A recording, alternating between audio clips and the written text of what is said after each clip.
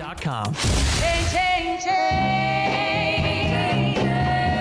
Change, change, change. Change, change, change. Change, change, change. Change of food. Welcome back, 10:31 on this Tuesday morning. It's the third day of September, Tuesday after Labor Day. We're talking to Lindsay Newton with the Missouri History Museum. Lindsay, how are we doing this morning? Oh, great. It's so good to be here. Thank you. Well, and now fill me in. I was learning a little bit more about Twilight Thursdays, and this looks like a wonderful opportunity presented by WashU to come out and just be a part of a beautiful Thursday evening in the 314. Exactly. And we couldn't have asked for better weather this week. Our popular concert series, Twilight Thursdays, returns this Thursday, September 5th. We have shows this month on the 5th, the 12th, and the 26th. And we're kicking off this week with Gospel Night. We're just really excited to be partnering with Gospel Music Hall of Fame here in town, and we're bringing on some great gospel acts. Ooh, fill me in. Who's going to be gracing the Twilight Thursday stage?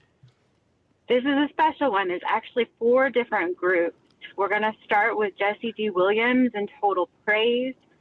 The Choraleers of St. Louis, the Youth and Young Adult Choir, are performing. Wow. Also, Jewel and Converted and Jeremy and Latoya. Wow. Hey, that sounds like a great way to kick off Twilight Thursdays. What a lineup. Yeah. It's a pretty incredible night, and people can come on out to the Forest Park here. There will be food trucks available if you want to buy food, buy drinks, or you can bring your own. Picnics are more than welcome. It's just a really nice night.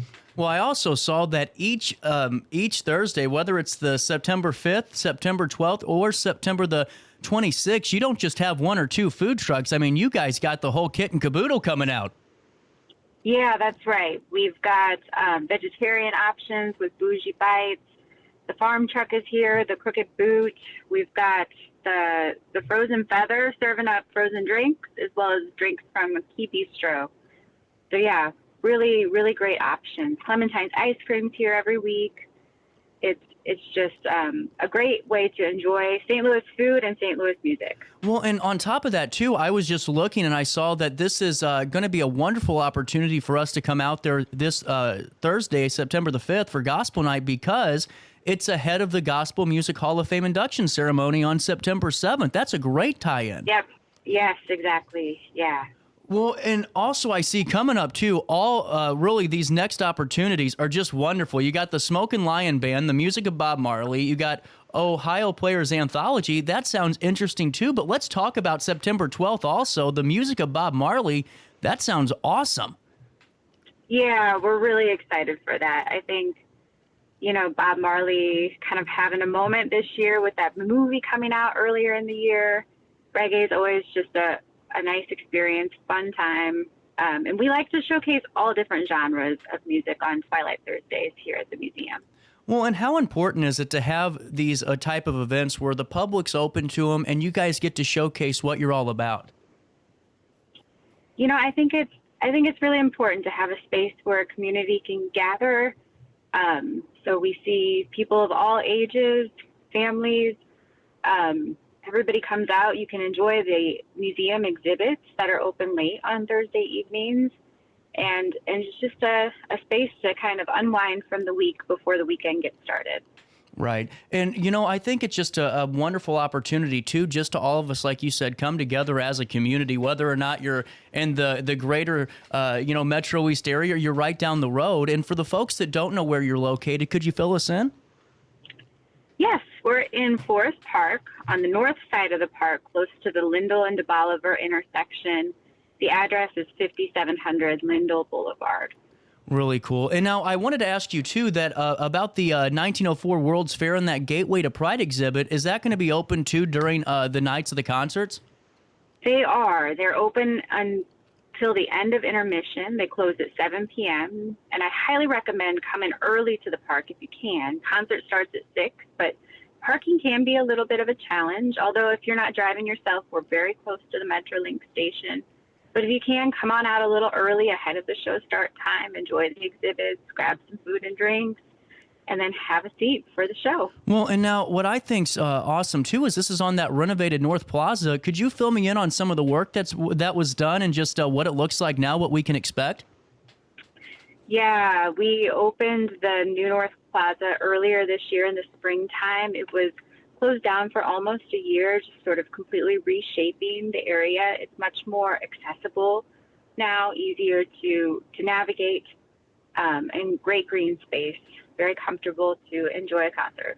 Really cool. And Lindsay, being a part of these events, what's your favorite component of it? Because I know there's a ton of work that has to go into really making sure that you can get these things going. But I'm sure also at one point on a Thursday night, it's really cool to see that community coming together and just listening to great music.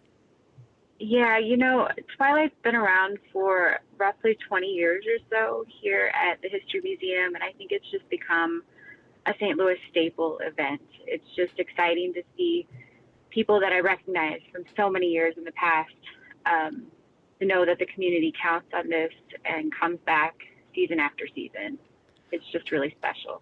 Now, I got to ask you, has there been one performance you're looking forward to the most, or is it like picking a favorite child? Are all of them going to be good? You can't make me choose. They're all going to be good. And I love that it's such a different variety this year. We go from gospel to reggae to funk.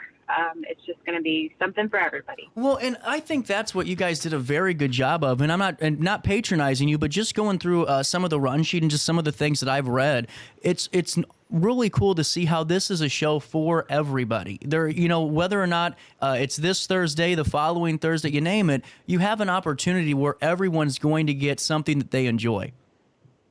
That's right. Yeah. Well, and if you could, fill our Illinois listeners in on anything else that's coming down the Missouri History Museum pipeline. Are there any exhibits that should pique our interest that we need to get over there even quicker now and go see? Oh, we would love to have you anytime. This year we opened some of the exhibits that I think are the most incredible that we've had.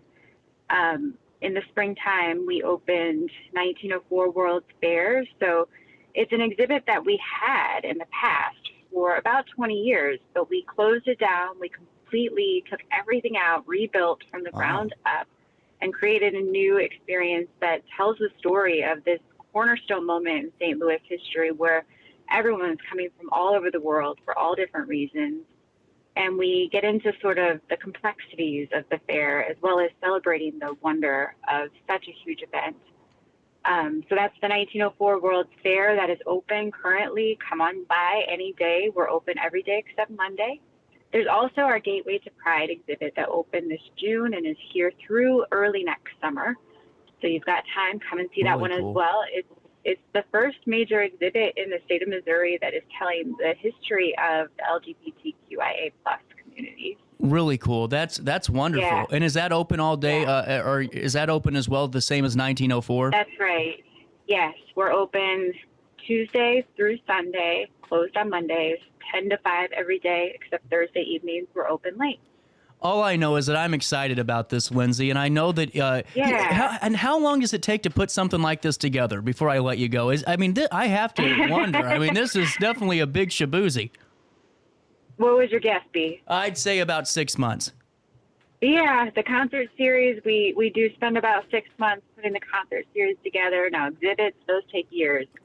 And we're always getting a lot of feedback from the community about what they want to see. And, building a neat experience. Well, Lindsay, I really appreciate your time, and I just had to ask because I knew that just looking at how much is involved. We're on your website right now and running it on our screen on our Roku feed and on our RiverBender feed. But if you have the opportunity, if you're listening in your car right now, mohistory.org. That's mohistory.org/Twilight-Thursdays, and you'll be able to get all the information on September 5th, September the 12th, and September the 26th. It starts with Gospel Night, and it leads into the music of Bob Marley with the Smokin' Lion Band, and then Ohio Players Anthology. Lindsay Newton, thank you so much for your time, and I hope to talk again with you soon. All right, thanks for having me. No problem. At 10:40, we'll take a quick break. We'll come back with more of our daily show right after this on RiverBender.com.